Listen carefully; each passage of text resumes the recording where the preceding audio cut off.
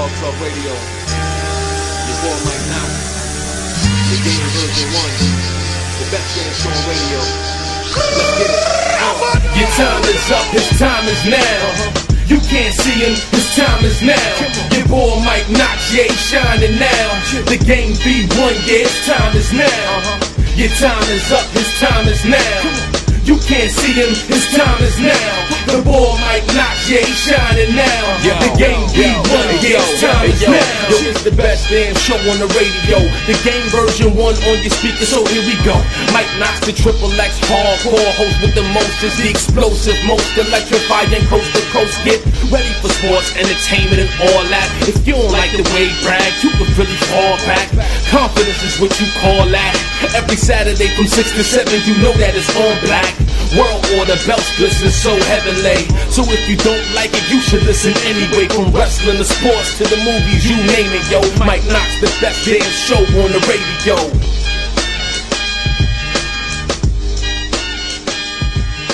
Guys, Big D, Easy. We have a call coming in. Listen, guys, I grew up idolizing this guy, and I'm a big man, so that was kind of weird to idolize him because I wasn't a point guard. But in my opinion, he was the greatest point guard in ACC history. So with a point guard that good, you got to give him a beat this fresh. Ladies and gentlemen, stand up, the great Kenny Anderson! I'm ill. What's going on, Mr. Anderson?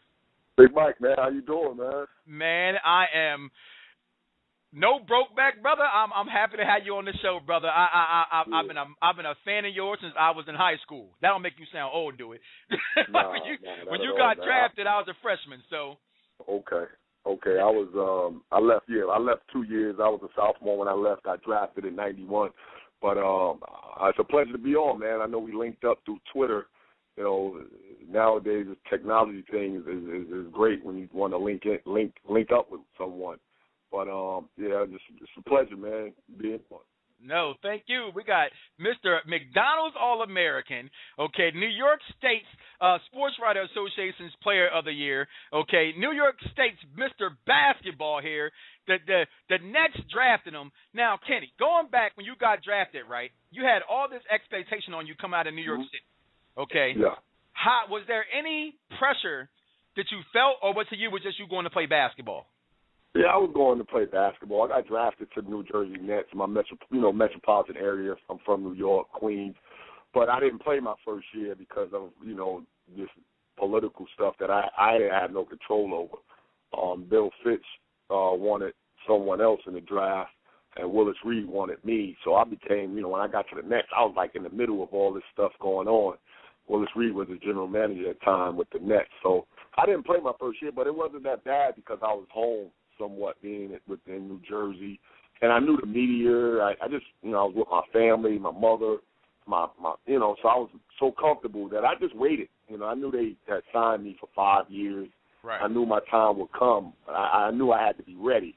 So it was a blessing in disguise somewhat for me. Okay.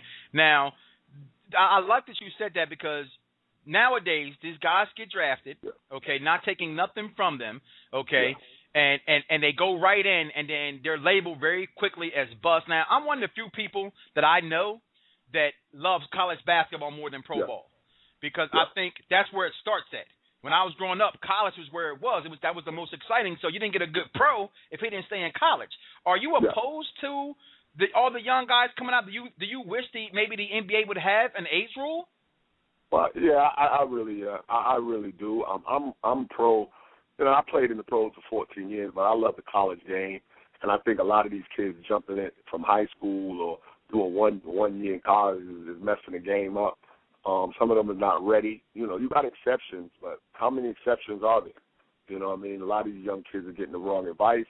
And also, I understand that situation, as a means of a way out where they financially they could take care of their family and provide. But at the same time, you got to look at your growth, look at your development as not only a player but as a person too. So I definitely has to be. I think either jump out of high school, but once you commit to college, you have to stay there for at least 3 years. I think that some type of rule like that. Like once you commit to a college, you have to stay for 3 years. But if you just jump out of high school, then just go ahead. Then go ahead. You know, but I just think a lot of these kids getting misadvised. You know, now all these street agents and not in it for their best interest. They're just trying to get money from them. So, you know, it's tough. They're like Birdie from off above the rim. You just try to get them to get the sneakers on. Now, I have questions wrote down, and the one I wanted to ask, but I ain't gonna lie. When you called in, I was like, I got my phone going off. The lines are going crazy, but my wife normally handles the calls for me. I don't want to just bring somebody up because to me, this is a family show. I don't allow cuts. All you callers that are there, give me 1 second. We'll be with y'all in a second. Okay. Now, I want to know, Kenny, when am I gonna see you on the sidelines coaching somewhere as an assistant coach? Because to me, aren't point guards the ones that ain't you the quarterback? Yeah, I've been retired, for 5 years now, and hopefully soon. I got some things in the works, I can't really talk about, on a college level, that's you might be seeing me next year on the sideline, but I'm just, right now I'm doing training, individual training, doing a lot of clinics, basketball stuff. I love giving back to the youth. Love being in the gym with the kids, teaching them the game. Got a lot to give, a lot to offer. It'd be like a wrong, not giving back and not trying to help some of these kids. I'm not doing my duty. So I try to give advice to some of these young kids now, but a lot of these young kids are just they think they know it all and think they're better than what they are. And I was never like that. I was always coachable, even though I was highly touted. Out of high school and college, but I was always coachable, and I wanted to get better. Some of these kids are just, I think they want the money. They want the shiny stuff, but they don't want to work for it.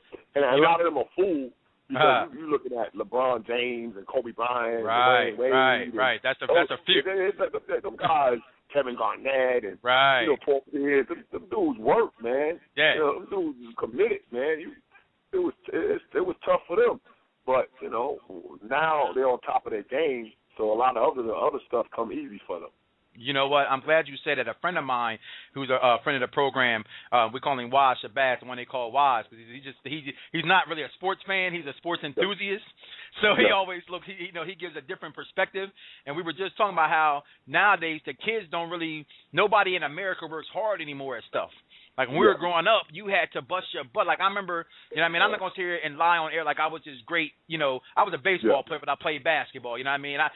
You had the guys, you ain't getting that much time. Hold on, homie. I'm on varsity. You know what I'm saying? So when I'm seventh off the joint, you know what I mean? But, working in the gym every day, playing in the summer, going hard, and, somebody said, well, I want to be Michael Jordan. Well, how do you work and what are you doing to prepare yourself to be like Mike? Now, I have a question from the chat room. Says, growing up, who did you look up to? Who were some of your influences? Man, my only influence, the only one I had was Kenny Smith. At the time, I was in the neighborhood. I was in the inner city, Left Back City, and I stayed in the playgrounds. I stayed in the gym. My mentor was Vincent Smith, Kenny Smith's older brother, and that's the only guy I looked at because he had a lot of trophies. And he was so successful on a high school level. Right. He was an All-American. We went to the same high school.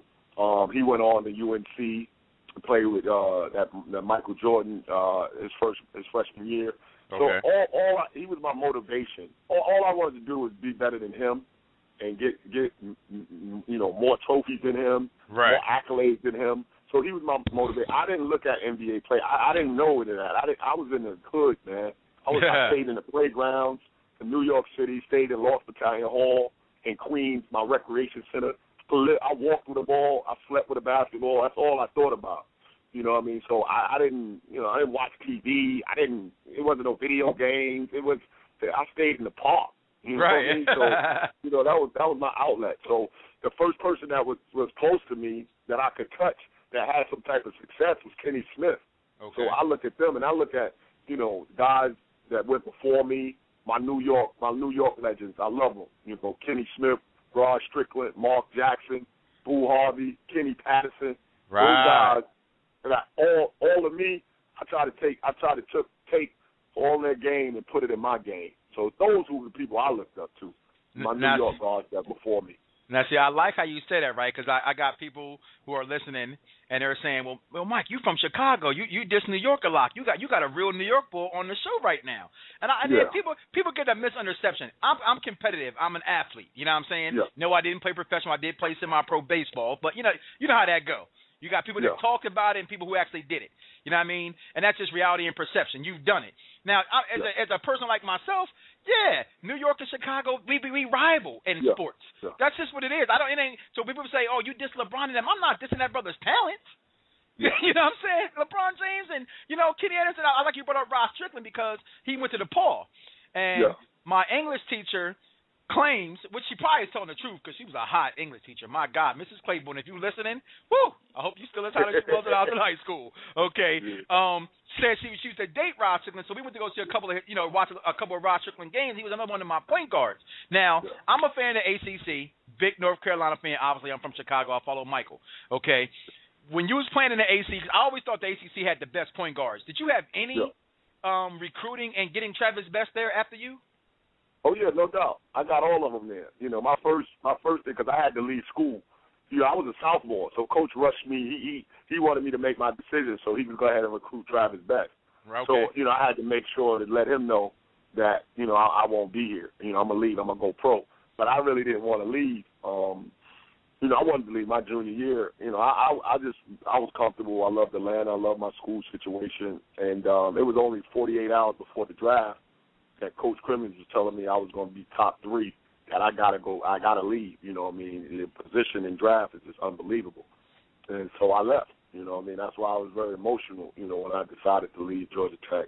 And I had to let, Travis Best know, I let him know that I was going, and, I recruited him. I talked to him a lot, told him about Coach Crimmins and, on his visit, things of that nature. So, yeah. And then Stephon Marbury he looked up to me when he was growing up. So he kind of liked the situation that I had and the way I played when I was at Georgia Tech. Coach Crimmins, he was really a guard-oriented type coach.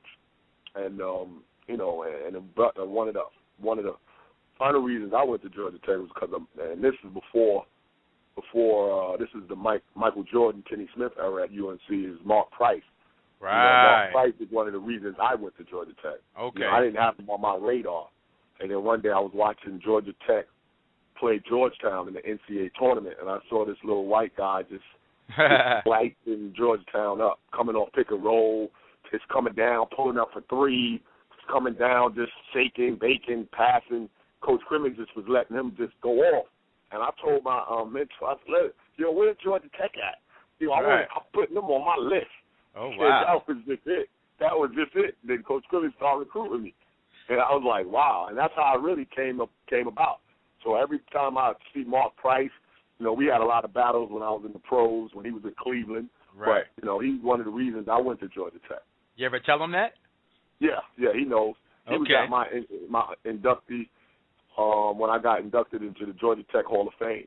He was there, so it was pretty special. He's a good guy, great man. Yeah, you know what? That I like that because you saw something as a kid, didn't care what color it was. You're like, this boy is balling. Because I go back. I don't know if you saw that HBO special, Kenny, that had the I think it was Magic and Bird. Yeah. And I watched that, and I'm going, man, I forget growing up. It wasn't really Michael. Magic and Bird gave Michael somewhere to come play, and then all you guys came along because we argue on the show all the time about. We had a couple arguments a couple weeks ago about the difference in the NBA today, and people were trying to say, well, they think the NBA is better now than it was before. I'm like, are you crazy? I'm not knocking the talent that's there, but the amount of talent doesn't even equate to when you were playing. You had a whole 10 that could ball, as opposed to you got 5 cats and maybe 4 on a team that can really ball. No, the NBA watered down. You can't tell me it ain't. You can't. You got these high school kids. You got some of these one and done guys sitting on the end of the bench. We never had that. Like never. You had our supporting cast. Way better than some of these guys in the league supporting cast. You know what I mean? Like far as you played. I played in an era where Michael Jordan era. Yeah, they won, but the Eastern Alderville was so tough. Cleveland, us, the Nets, Knicks. Who else? It was like Miami, Charlotte. Miami, I mean, Charlotte. the whole These teams East.